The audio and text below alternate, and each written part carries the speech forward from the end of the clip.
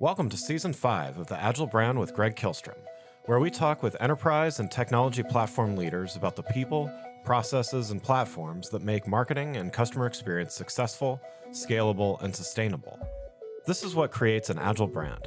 I'm your host, Greg Kilstrom, advisor and consultant for Fortune 1000 marketing and CX leaders and teams as principal and chief strategist at GK5A, and best-selling author, keynote speaker, entrepreneur, and Agile certified coach.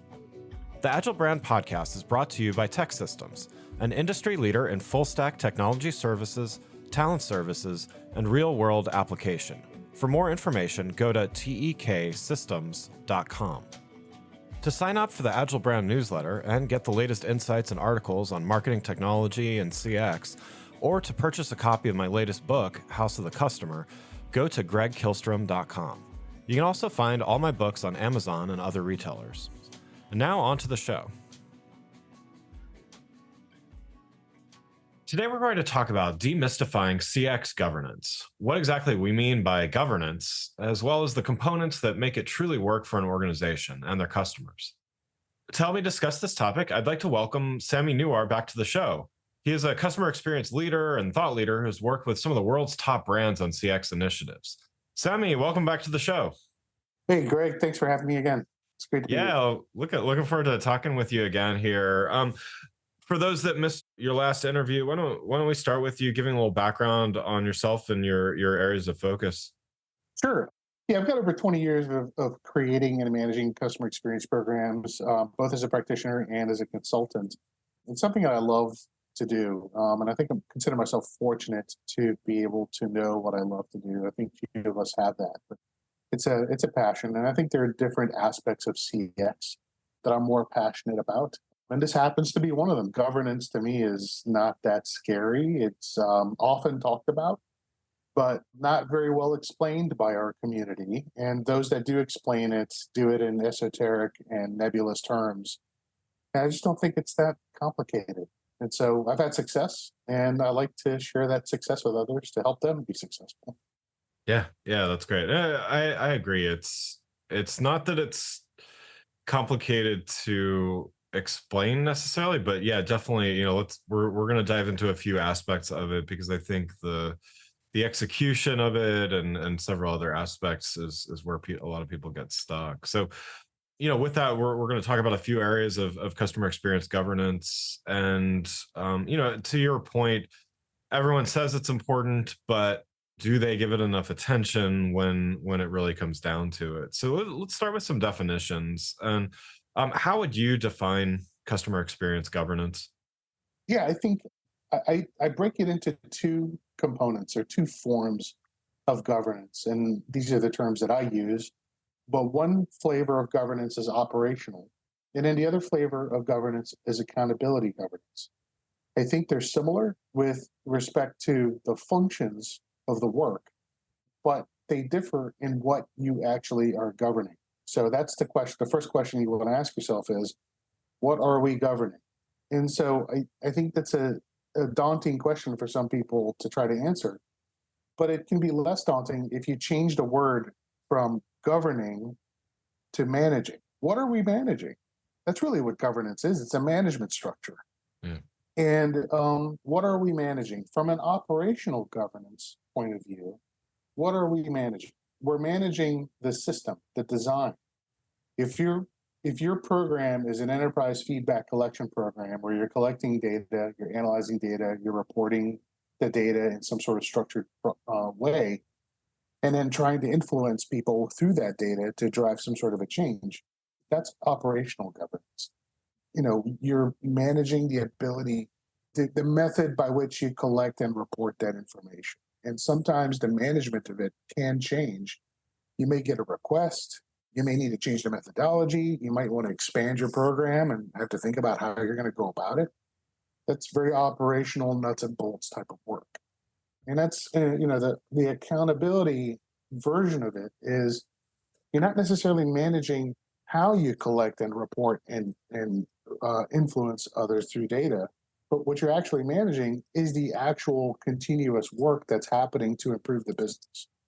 So, the collaboration that must exist to drive the action tactically and strategically in meaningful ways to make sure that we are making a change to the business. So to kind of sum it up, operational governance, you're managing the change of the operation of your program. And in the accountability governance flavor, you're managing the change to the business as a result of your program. What do you think a lot of organizations leave out of their definition or maybe leave out of their practice? I mean, whether it's, a whole one of those two categories or maybe part of those categories that, that maybe should be getting more attention. Well, I think a lot of companies, if they think about governance, they're thinking purely operational. They're not thinking about the accountability piece. What are we doing to change the business and who's doing it and what impact are they making? They're not answering those questions. They're not even asking those questions. And that, I think, is a huge missed piece of a governance program that I've seen in many organizations. The other aspect of that, and this kind of goes across whether it's operational governance or accountability governance, one aspect that's also completely forgotten by many organizations that I've worked with is communications, right? We can collect data like nobody's business. We can analyze it. We can even influence others to drive some sort of a change through that data. But one thing we constantly forget in many organizations, it's almost like it's an afterthought, is the communications that must occur within the business so that we keep everybody on the same page, and also with our customers so that we can demonstrate the impact of the change that we just made.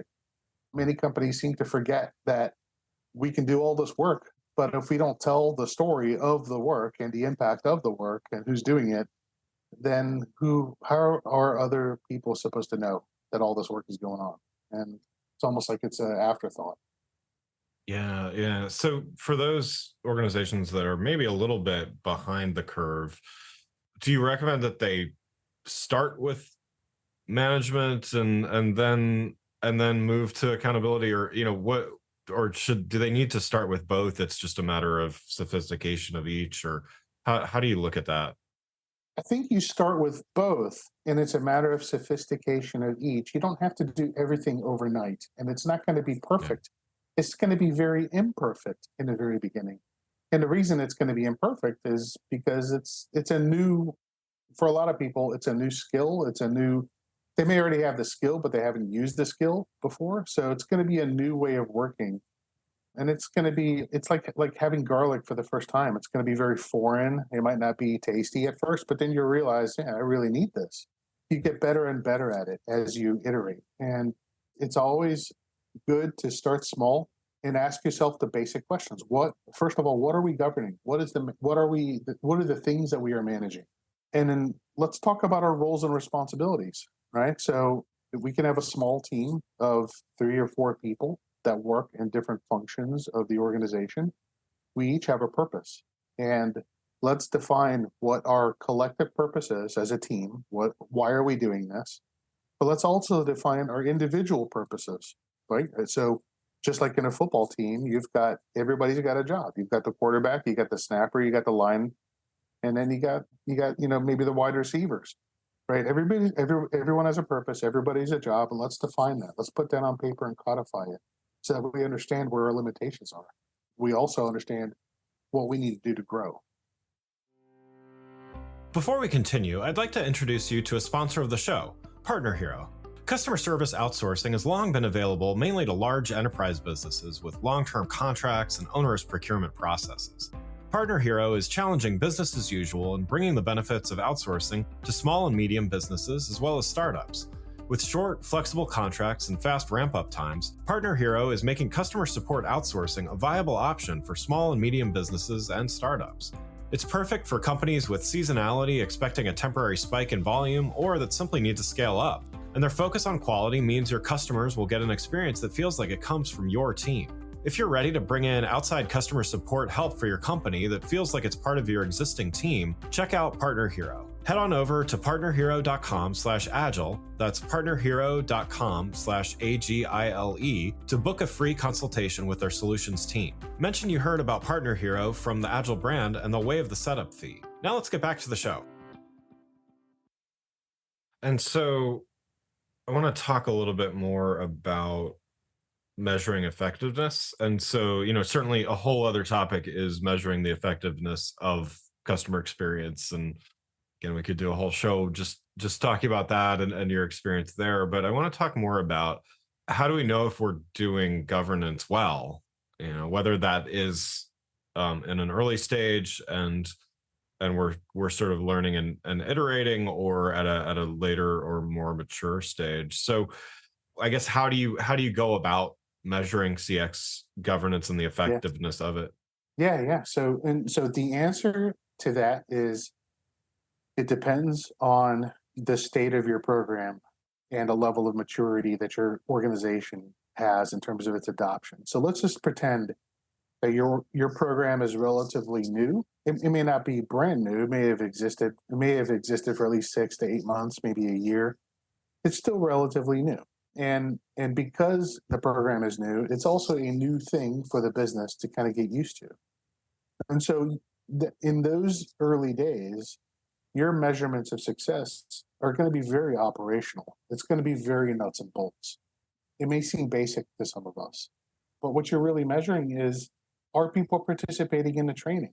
Is the training sticking? Do people comprehend the training? Are they using the training? Are they participating in the program by, first of all, logging into the platform that you use? Do they understand the data and how to analyze it? Is it giving them something that they can use? So those are very operational measures of success. Yeah.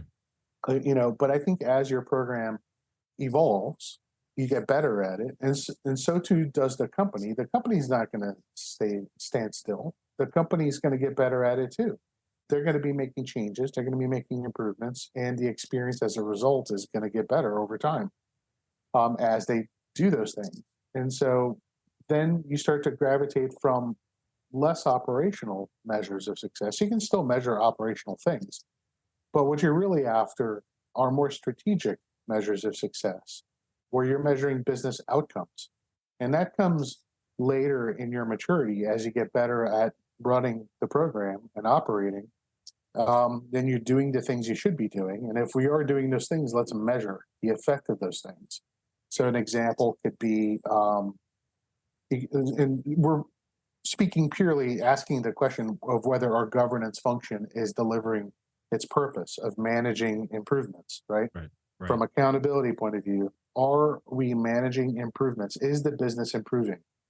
And what are those improvements? And so we could ask ourselves on a more strategic basis for your governance program, we can measure the number of initiated improvement projects, right? So if there's insight to be gained from feedback, then that insight should generate improvement projects.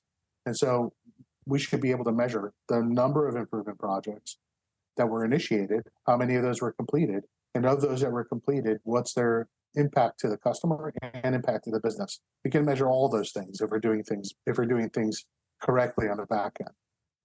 Yeah, the analogy that comes to mind for me is like project management. I mean, just thinking from like a marketing operations standpoint or even a CX operations standpoint, it's like, step one is let's get projects completed, ideally on time and on budget. But, first let's get them done, then let's get them done on budget.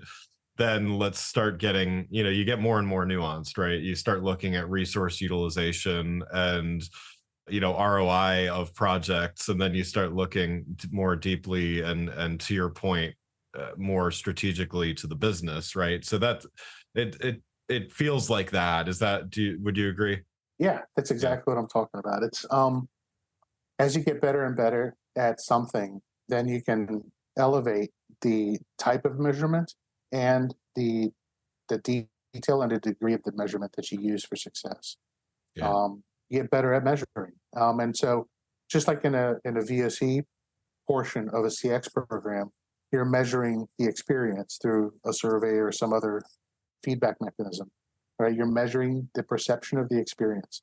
And in this instance, what we're measuring is the effectiveness of our governance program, right? If our governance program, from an accountability point of view, if it's supposed to be driving and facilitating the change in the business, then the question that we're asking ourselves is, how well is it doing that? and do we need to recalibrate that? Yeah, yeah. And I think from my standpoint, again, kind of using the same analogy or just at least the same types of experience, to me, measuring relative change over time can be really effective there. I mean, what do you recommend there? I know obviously this can vary drastically depending on the maturity, but what's the way to think about measurement? Is it changes over time? Are there specific metrics that an organization should use consistently, or what other advice would you have there? One of the ways one of the methods that I've used to kind of articulate the impact of the change. Like, look, can we demonstrate the change and can we show how that change is making an impact? It's a change in a process that's having an impact on the business and also the experience. And it's kind of a nerdy approach, but and there just no one way to do anything. But one thing that I've used was I don't know, not everybody's familiar with a driver chart or a driver quadrant, but it's basically a dot plot, in four quadrants. That's like a BCG matrix, and those are interesting to see the drivers to an experience that matter more to customers and where your current state is in terms of their perception of it. It's a way to kind of isolate what needs to be improved, at least initially. The downside to that kind of a visual is that it's a snapshot in time. So I asked the Right. question, so what if I just take multiple snapshots in time and show them to leadership and as a demonstration of how we have improved as a business and elevated our performance? But as a result of that, we've also elevated the expectation that we continue to perform, where we've raised the bar. And therefore, if we ever drop the ball and the bar falls, customers are going to punish us for that because it's the expectation that the bar remains raised. Yeah. And so I've shown that sort of snapshot. Here's your driver chart, right, where the drivers are on a dot plot for period one. And here's that same dot plot for periods 2, 3, 4, and 5 to demonstrate how we've improved. The drivers have gone to the right on the x-axis, they've improved, but they've also moved upward in terms of the importance of the expectation. And so therefore, the catch is, yes, you've improved, congratulations, but also the expectation has gone up, so don't let it regress. Yeah. And that's how we hold ourselves accountable, at least, using just data as a demonstrating tool. Yeah, yeah. Well, and so that leads me to the next and last thing I wanted to talk about today was just, what do we do with those numbers? If they're good numbers, that's great. We pat ourselves on the back briefly, but then, what do we do with those numbers? Or if they go down, maybe we don't pat ourselves on the back, but we need to do something about that. So, what's the way that you've been successful thinking about continuous improvement and CX governance? Like what should organizations be keeping in mind? Well, one thing to keep in mind is that it doesn't have to be perfect on day one. Yeah. The hardest thing to do is just to get something started.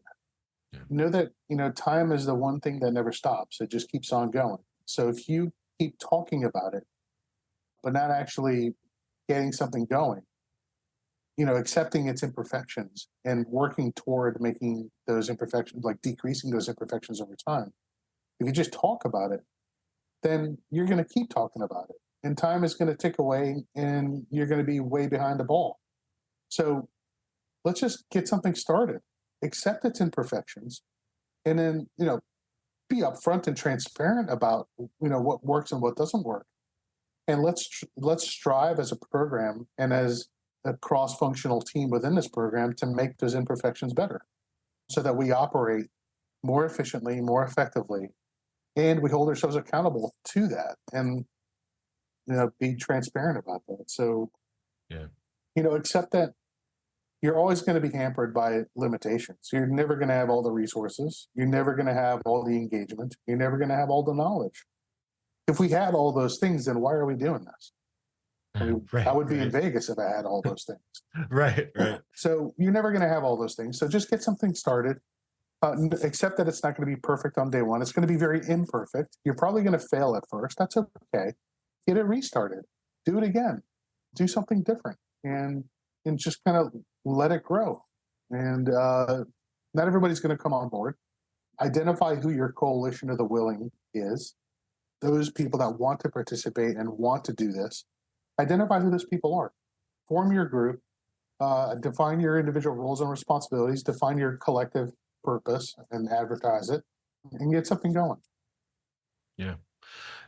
And so when these improvements are, let's say, outward facing or customer facing, or very much aligned with some of the strategic outcomes, some of this becomes easier to justify. But there's also governance can also fall into that category of work about work. And so, vitally important for those of us that work in those areas frequently, but also kind of sometimes hard to justify time and resources and budget and all those things for that. How have you seen organizations keep a focus on continually improving when maybe the benefits are indirect and still worthy and still valuable, but perhaps one step removed from the end customer or revenue or something like that? Yeah, I think there's a balance to be made in what we do between the need to execute and the need to plan. You need both of those things. Execution and planning are essential to live together. I think one thing we tend to do too much is we focus too much on execution because we tend to work for results-driven organizations and they want to see the output of that execution. If we over index on execution, then that means we under index on being deliberate about it and planning for what we're trying to change. And so there needs to be a balance between these two things. And that's how we can talk about and tell the stories of progress, as we've taken the time to plan through and we're very deliberate about it. And so there's an old saying, you want to plan the flight and fly the plan, but don't fall in love with the plan. And what that really means is one function of what we do is we've got to drive execution, but we've also got to give ourselves permission to pause execution for a limited time. Let's hit the pause button and let's provide a retrospective of what has been done. How far have we gone? Let's review the plan, make sure we're all in agreement on what the plan is. Let's ask ourselves how far we've driven to that plan. What progress have we made? And let's ask ourselves also if we need to recalibrate that plan. Because what often happens is, I kind of use a car analogy with a business or with an organization. Organizations are very similar to cars, where when you take your car in to change your tires, your mechanic is going to align your wheels, the wheels of the car to the steering wheel, so that when you point the car in a direction, it goes in that direction, right? And so every once in a while, you're going to hit a pothole or you're going to hit a speed bump too fast, what have you. Like your car goes through life just like you do, and it loses alignment.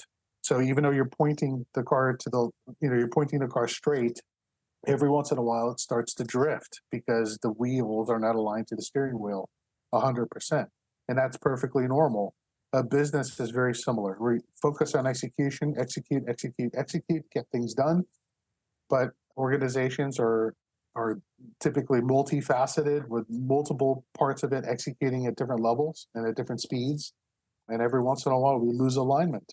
And so we need to give ourselves permission to come back together and realign on the purpose, on the progress, and whether we need to reprioritize resources or not. Yeah, I love that. I love that analogy too. Well, Sami, thanks so much for coming back to the show, and always great to talk with you. I've got one last question before we wrap up here. So, given a lot of great advice already today, what's one piece of advice that you would have for those organizations that they're listening here? They know they need to take their CX governance further. What's something they could do today to make a first or maybe a next step to make that happen? Let's plan things through. Let's talk it through, but then let's get it launched and accept its imperfections. and then work together to make it better. The one thing that whether it's operational governance or accountability governance, the one thing you're focusing on is collaboration and cross-functional collective. It's a cross-functional collective effort. Everybody has to pitch in. That's one of the reasons I love governance. Is it is it's I can consider it like if you're thinking of if we're having a backyard barbecue, right? We have shish kebabs on a barbecue. Then you have vegetables, you got chicken, you got steak, right? And what we're doing with governance is we are the skewer that makes everything work together. The vegetables, the chicken, the steak is held together by the governance structure that we've put together. Nice. And they work in harmony. Yeah, I like that. And also now I'm hungry. Well, again, I'd like to thank Sami Nuwar for joining the show. You can learn more about Sami by following the links in the show notes. Thanks again for listening to the Agile Brand with Greg Kihlstrom podcast, brought to you by Tech Systems. If you enjoyed the show, please take a minute to subscribe on your podcast channel of choice and leave us a rating so that others can find the show more easily. You can access more episodes of the show at www.gregkihlstrom.com. That's GREGKIHLSTROM.com. To get a copy of my latest book, House of the Customer, visit my website, or you can find it on Amazon or other retailers. The Agile Brand is produced by Missing Link, a Latina-owned, strategy-driven, creatively fueled production co-op. From ideation to creation, they craft human connections through intelligent, engaging, and informative content. Until next time, stay agile.